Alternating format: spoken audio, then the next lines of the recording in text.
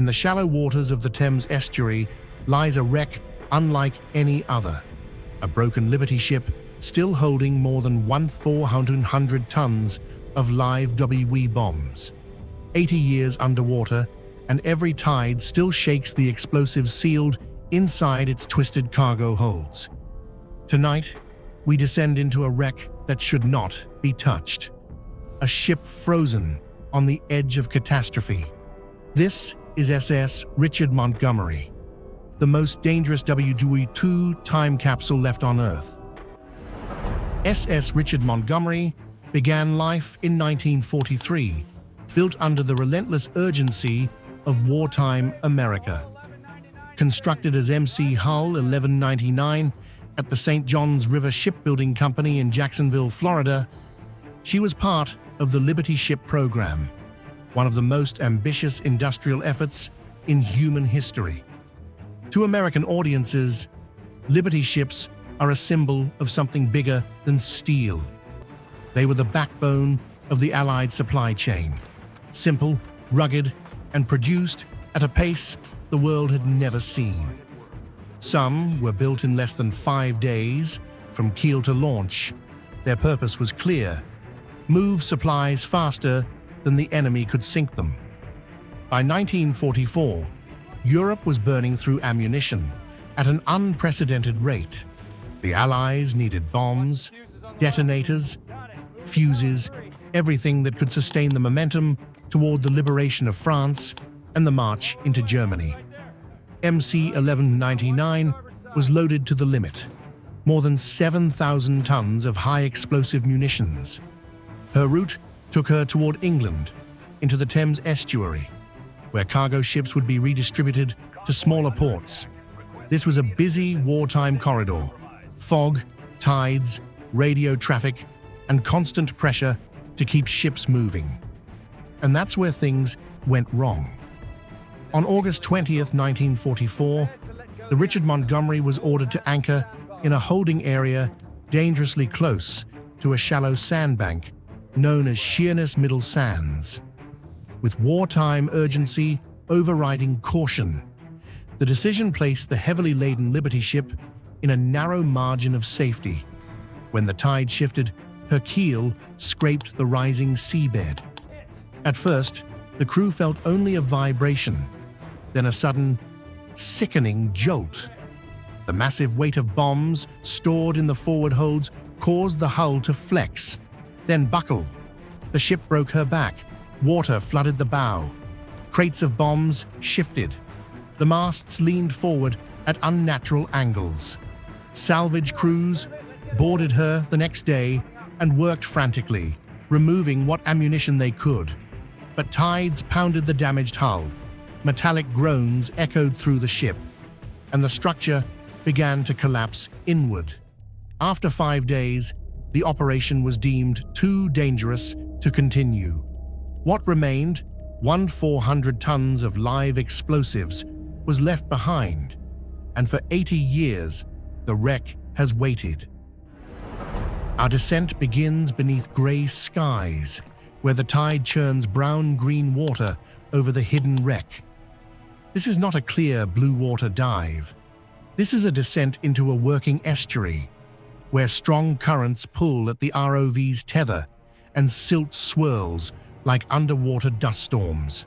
The first thing we see are the masts, 3 skeletal towers rising above the surface, silent reminders of a ship that refuses to disappear.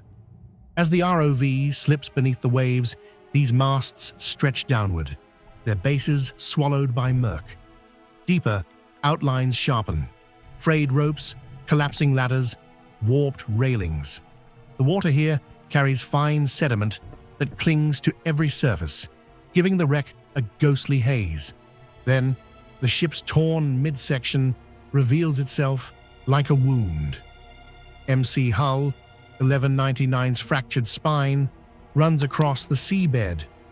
Steel plates curled and bent as though peeled open by giant hands. The ROV's lights flicker as currents push against it, illuminating the jagged edges of the break. Every so often, A piece of rusted metal shifts with the tide, a metallic whine that seems too alive for an 80-year-old wreck.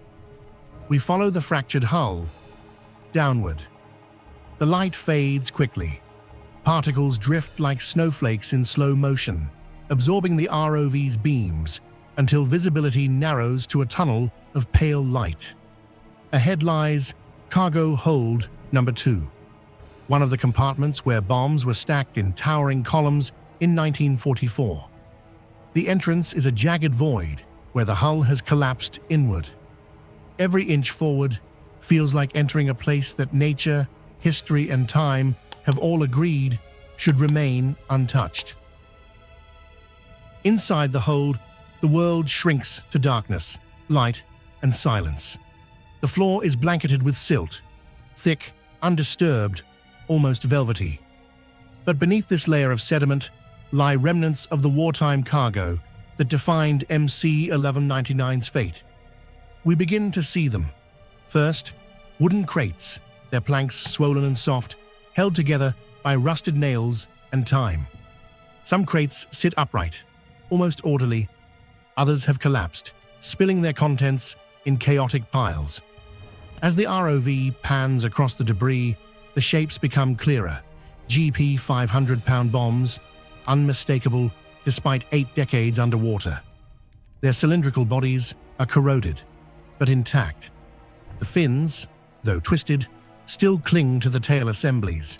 The casing surfaces are rough with rust, but the silhouettes are those of weapons built to shatter concrete, armor, and fortifications. A deeper sweep reveals a larger object, a 1,000-pound general-purpose bomb lodged beneath a fallen beam. The beam rests heavily across the casing, yet the metal beneath has not ruptured.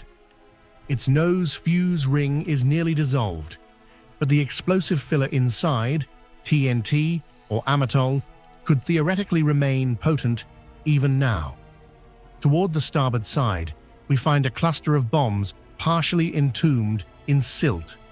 Their casings have cracked, revealing faint yellowish traces of degrading explosive compounds. They do not detonate. They do not dissolve. They simply exist, caught between chemical breakdown and preserved danger. Higher up, along the bulkhead, we see fragments of cargo nets still clinging to hooks. Some torn canvas wrappings flutter slightly with the movement of water, like shreds of old cloth, unwilling to settle. Moving deeper into the hold, we encounter the ship's internal structure: collapsed stanchions, beams twisted at odd angles, and sections of deck that have folded downward. The damage from the original hull break is evident everywhere, steel stressed beyond its limits, frozen in the moment of failure. A chilling realization sets in.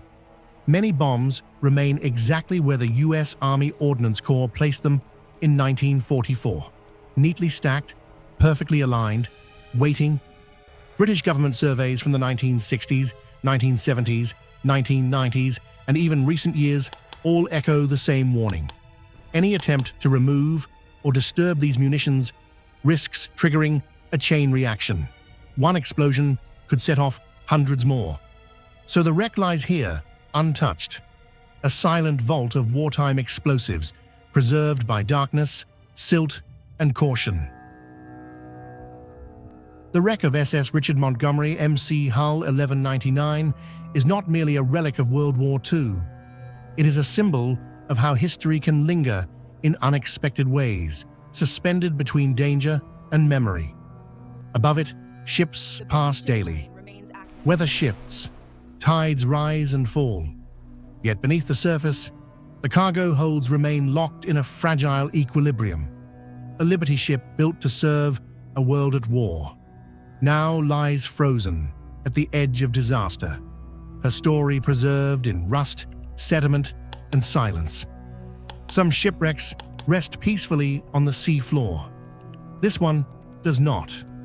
Some echoes of the war still tick beneath the waves.